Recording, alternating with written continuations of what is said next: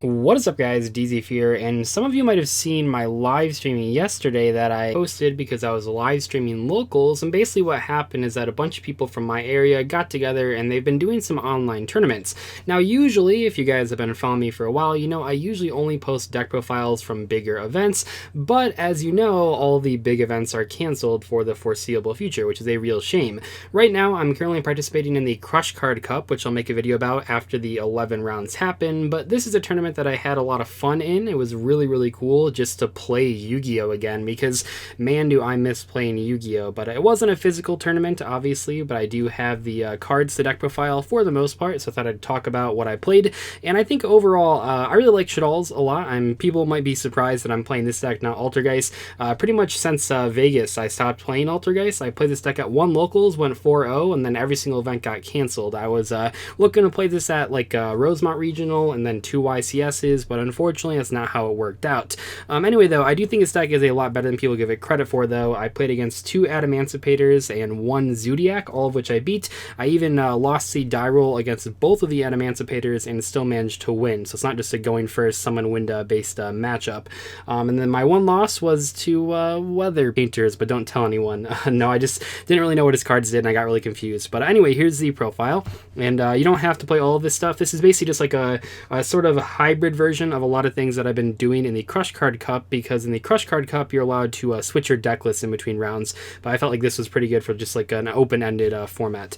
So we have 3 copies of Wendy, 3 copies of Squamata, 3 copies of Beast. You just really want to draw cards. It's really good. I don't know, it's kind of silly. I should mention before we get a little bit further here that this is a 40 card version. There are cards in here that are 2 ofs that you might be used to seeing 3 ofs. Obviously these are all 3 ofs, but I am playing a 40 card version. I think it's very important in Shaddolls. I think with Shaddolls, if you get a chance to play the game, especially going first and summon Winda or summon Construct, and especially if you're drawing the Invoke stuff, usually you can win those games. So I just want to play as few cards as possible so that I can actually like combo off on turn 1. Then I played 2 copies of Hedgehog, 2 copies of Dragon, because while it is true that Adamancipators, you know, they don't really care about Dragon, I think that the format as a whole is sort of open-ended, and this card's really good against Eldritch and just like any random rogue strategy. So I like 2 Dragon a lot right now.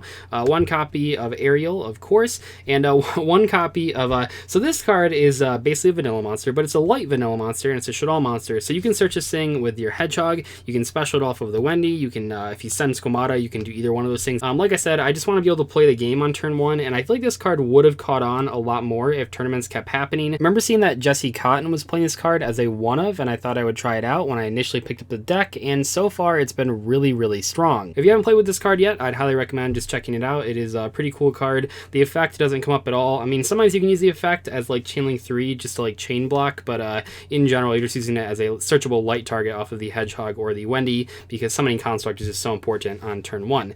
We also have 3 copies of Alistair. This is the card that you want to open. I mean, more than any other card in the deck. You just want to see Alistair and then any Shaddolls monster, and then your hand is just like broken most of the time, so you want to play 3 copies obviously. 1 copy of Perform Age Trick Clown. I'm not a huge fan of this card actually when I was playing Nibiru in the main, and I wasn't actually playing this card at all, but if you don't play this card without Nibiru, you only have 1 light monster in the deck, so I feel like you need 2 light monsters at least. But even just playing this, I mean, it's like fine. It's not like the greatest card, it's not the worst card, but I feel like when you resolve Shaddolls Fusion from a deck, you just win every time anyway. You don't really need this thing anymore, but it's okay. And without Nibiru's in the main, you do need a light monster, and this is like the best light monster to send off of Shaddolls Fusion that's actually like good in the grave, because there are like a lot of light monsters that I thought of playing, like even AD Changer is kind of interesting, but this is just like the standard like go-to one of light monster.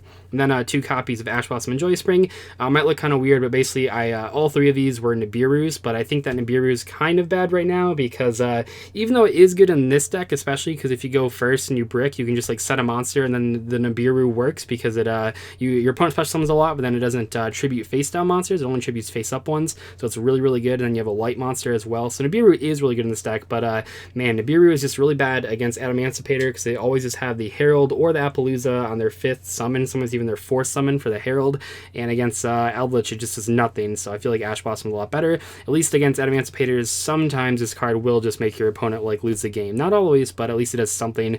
So these cards were the Nibiru's for a lot of the rounds in the Crush Card Cup, but right now I think this is a pretty good set of monsters. That is it for the main deck monsters. There's a lot of them. Like I said, you just really want to draw like a fusion card and then like a monster card, and then you're usually set. set. For the spell cards, we have 3 copies of Shaddolls Fusion, 3 copies of Shaddolls Fusion, of course, you want to maximize those, 3 copies of Meltdown, probably one of the best cards in the deck just because it adds Alice to your hand, then your opponent not being able to respond to stuff is like really, really crazy. This card is just really, really important, especially against back row matchups and just any negations. 2 copies of Invocation, it's a really good card, but in the 40 card version, I think that 3 copies is too much. We see it pretty often. I mean, we have essentially 8 copies of it with a 3 Meltdown, 3 Alistair, and when you're only using it from your hand, just for like a Shaddolls, like a regular polymerization, it's not very good because it can't use the field, which definitely does come up. So you don't really want to draw multiples of this too often, but it is fine at 2 copies per deck. And then, I mean, it's kind of like a meme, but it's okay. I think 2 Pot of Desires is correct in the 40 card version. It is, I mean, it's basically Pot of Greed in this deck, and like I said, you really want to just be able to play the game, but I wasn't able to find like a 3rd card to cut for the 3rd copy. You could play it over the 3rd Beast, but I think that Beast is really valuable, so I don't know. This card's very, very good in this deck, though. It is, it feels good to play this card again because I haven't in a long time because I've just been playing Altergeist, but man, Desires in the decks where I don't really care about what you banish is just so nuts. It's just so good. So you can use it as a starter if your hand's like a brick hand, or you can just use it as like an extender or a finisher later on in the duel if you were able to normally combo off and draw into some of your unsearchable cards like the hand traps or the other cards I'm playing. That card's really good. And then we have 1 copy of Foolish Burial because it's literally, I mean, it's anything, right? It's an MST, it's a Rhoda, it's an E-Telly. This card does everything in the deck. We have 2 copies of Cosmic Cyclone, and I guess I can put the 2 copies of Paleozoic Dynamiscus. So there's a lot of unknown decks right now. A lot of decks are only playing Mystic Mine, and you don't want to lose to that. A lot of back row decks, and these cards are all really good against Eldritch, and Dynamis is really good against Adamancipator. They're only out to like Winda turn 1 is usually Block Dragon, so you're like hard drawing Block Dragon, so you can just Dynamiscus it and then end the game. But these cards have been super, super good. In particular, though, the Dynamiscus throughout this tournament and throughout the Crush Card tournament has probably been the single most overperforming card in this entire deck. Holy crap, you guys, this card is nuts. If you don't know, so this card does not discard as cost, which means that it will trigger the Shaddolls. So not only are you banishing a card, you're also, I mean, triggering a Squamata effect. You're sending a dragon, popping a card of dragon, or you're sending a hedge, adding a card. This thing is just insane. Like, your boards are already really hard to break when you just have Mecha Bawinda, but these 2 cards, and especially Dynamiscus, just make it like impossible for your opponent to out. So I like these cards a lot. I think that in other formats, maybe more like not so spread out, these cards aren't necessary, but at least right now with so many different decks being played, these cards are like really, really good in Shaddolls. And then of course the 1 copy of Rush Shaddolls Incarnation, really good card. I almost want to play 2, but like I said, you just really want to play the game in this deck, and drawing this card turn 1 doesn't actually help you play the game. So we can only afford to play so many cards here, like mainly these 5, and then like the Ashes that aren't actually combo cards, but most of the deck, like more than 30 cards in the deck, are just like trying to combo off on turn 1, make that Mechaba, make that Winda, make that Construct, all those. But the Rush is really good. Against the slower decks, you use this card just like infinitely and just keep recycling it instead of ever banishing it because they just can't keep up with you reviving a card every single turn. It's really, really hard. So yeah, that's the main deck. 40 cards. Cards that I would play if it was more than 40, you know, maybe I would play a 3rd Invocation, maybe I'd play a Terraforming, possibly some other hand traps, but I think sticking to 40 is like really, really important just because when this deck doesn't brick, it's like really hard for your opponent to deal with. For the extra deck, and I'm going to explain something here, we have first 3 Construct. You do not need to play, and also you should not play 3 Construct. The only reason that I did this for this tournament and this tournament alone, not the Crush Card Cup at all, is because I recently played a match in the Crush Card Cup where I had a Construct banished and then a Construct on the field, and then I didn't realize that one was banished, and I made a cross sheep with this one to go for an OTK by summoning another Construct that I thought I had because I thought this one was still in the extra deck, and I lost that game because I did that. So for this one, I just put in the 3rd Construct. It absolutely should be like anything else though, like a super poly target, and I think actually the 2nd copy of Mechaba is really strong as well, but I was playing correctly at this event, so I never had to make the 3rd one. If you're patient and you check your extra deck and all that stuff and playing correctly, you absolutely should not need 3 copies of this card, so just keep that in mind. And then we have 2 copies of Winda, absolutely, I mean that just makes sense. 1 copy of App Clone. Honestly, like the 3rd Construct, which shouldn't be in there at all, but this could be a 2nd App Clone, but even that's like wrong, you don't even need that. I think the 2nd Mechaba is actually really good. Speaking of Mechaba, we have 1 copy of Mechaba, which probably should be 2 instead of Construct, 1 copy of Purgatrio, 1 copy of the Ragin. So this card's kind of weird, but I actually do think it's really good right now for flipping like tuners face down that your opponent might have. A lot of people are playing Needle Fiber and stuff, and obviously Adamancipator, but there's like this one specific hand that you need this card for your hand to to be good, and if you have this card, it is really good. Basically, if your hand is Alistair or Meltdown plus Wendy and no other monsters, having this thing is just insane, because then you can use the Wendy from hand and banish Alistair, summon this thing, trigger Wendy. That's really, really good, and otherwise the hand is like kind of garbage. So I think for that reason alone, and just how good this card is right now just in general, this card's worth playing. It's also pretty cool because you can flip face down your own monsters to reuse your Shaddolls flip effects, which are really powerful. That's it for the fusion monsters. Man, I love fusion monsters. They're really cool. But here we go for the link monsters. Almirage and Secure Gardna. I think this is well known at this point, but you have to play these cards even with Master Rule 5, just because you need to be able to summon a light monster and a fire monster off of the one Alistair normal summon. One copy of Gravity Controller. I can't believe it, but I keep getting flamed in my chat for playing this card. I just don't understand. It's really, really important to play this card, because a lot of times for almost all of your first turn combos, unless you have like a ton of extenders, like if you do really well, but most of the standard first turn combos, you're summoning a construct in the extra monster zone, and then you have like an El Shaddol on grave, and you need to get rid of the construct, but your other monster is face down because you summoned it off of the Wendy, and the only way to do that is to make the Gravity Controller. So I don't know, I think it is actually just objectively wrong to not play the Gravity Controller, and also it's just like a good Grand Mole effect. You know, people are still playing Link monsters, it's still good for that reason, and also it's a dark, so you can use it for the window there, but this card's insane. I don't know why you wouldn't play it. It's really good. One Cross Sheep, which is still not as necessary as it once was, but is still a very good card. One Unicorn, because if you don't play this card, every single card in your deck basically only kills stuff by dealing with it in battle, so you need to play like something that can deal with stuff in main phase 2.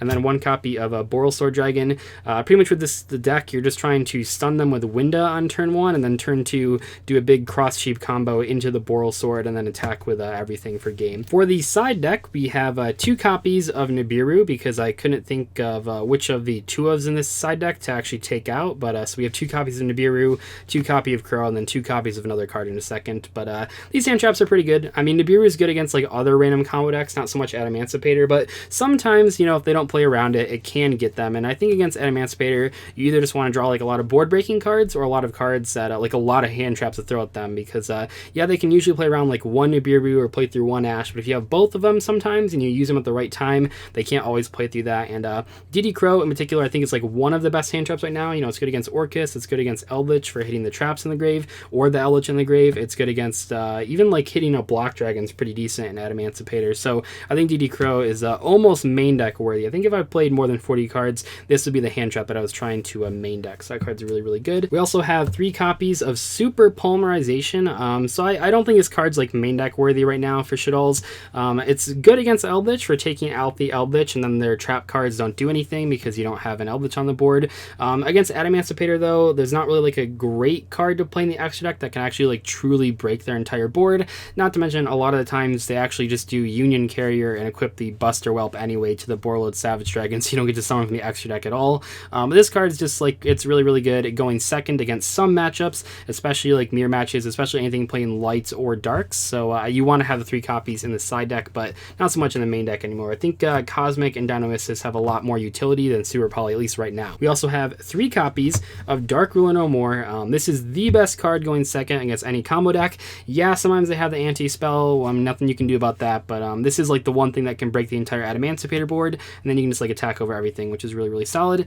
Doesn't do a lot against the Buster Whelp if they did equip that, but if they didn't equip that, or you're able to like stop that equip with like a hand trap, this card's really, really good. So that's like the best going second card. The only card that I had to proxy for this profile, which it's been so long since I've proxied in a profile, but I do not own right now at least 3 copies of Lightning Storm. The reason is pretty simple. There are no events right now. I would have bought it for the Rosemount Regionals to have it at the 2 YCSs that I was going to play this deck, but once everything got canceled, I just didn't buy Lightning Storm. But yeah, I was playing 3 copies of Lightning Storm, and once events start up again, I will buy 3 copies, but was not worth buying 3 copies of Lightning Storm for this one deck profile. That doesn't make a lot of sense. But I did play 3 copies of it, and it was very, very good throughout the tournament against the back row strategies. And then lastly, so this probably shouldn't be this, but we were testing this in the Crush Card Cup, and I I can talk about for like a second here. We're playing Royal Decree, so against Eldritch, if you go first and you have Mechaba Royal Decree, that deck just doesn't have a lot of outs. I mean, yeah, they play Lightning Storm and Cosmic Cyclone sometimes, but not usually against this deck. And that's really hard to deal with because they just have like the Eldritch. Yeah, they can do like the Graveyard Banishing for their traps to deck them, but they don't actually do anything on the board anymore when you have Decree. So Mechaba plus Decree is like really good. This card's been like okay. I wouldn't say it's great. I honestly would consider just playing a third Cosmic and a third Dino-Miscus. Those cards are just so broken against back row decks that I think that this card might be like a little bit too slow, but it's kind of a fun tech, and if you do have that Mechaba plus Decree turn 1, it's pretty hard for Eldritch to deal with. Not so much the Invoked variant, but especially the pure variant just has like almost no outs to that, which is really funny. Anyway though, that was my deck profile for Shaddolls Invoked for this local tournament. I hope those of you guys that came out to the live stream really enjoyed it. We did stream every single round of the tournament. Might do that again next week if we see more support, and yeah, it just feels really good to actually play in a Yu-Gi-Oh tournament. The Crush Card Cup is also a tournament, but it's like one match every 2 days, so it's not really like playing an entire tournament in like one day or one night, where this one was just like 5 hours of just playing Yu-Gi-Oh straight, which was really fun. Anyway though, I'll see you guys later. Thank you so much for watching today's video. Goodbye.